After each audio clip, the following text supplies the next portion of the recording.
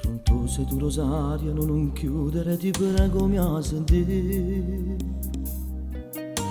Non voglio la tua mamma, voglio solo parlare un attimo con te. Non ha tanta importanza se ci conosciamo o no.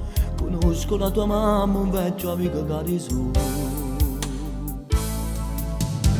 Adesso sei uscita, chiama tu, fra una mezz'ora e sarà qui. Che sta voce stessa capa viene zona non mi fa dormire. So che vai bene a scuola capra, ma se tu sei stato come faccio a sapere tutte queste cose a sto momento può sapere. Sono 10 anni che mi tengo in toccare, casa fuori sola e si sapere che dolore, ma meno bene che per niente da fare a te. Ora si scorre lo stesso sangue in te vene.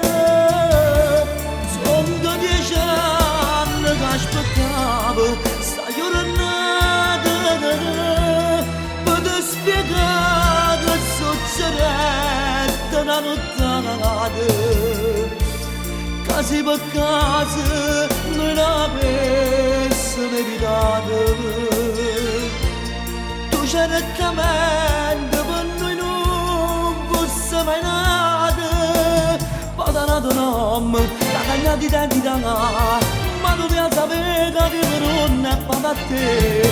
Tu sei come me, ma se vuoi chiamare papà, parla pure ma ricordo che il tuo DNA tu sei figlio a me.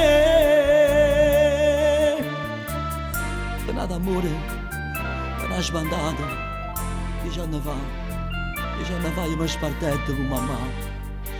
E solamente mi rendo conto che tieni tu ragione e non mi chiama papà.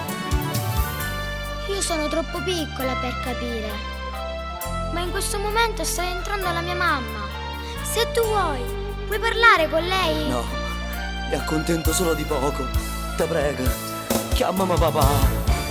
Sono 10 anni che aspettavo sta giornata per ti spiegare che succedette una nottata.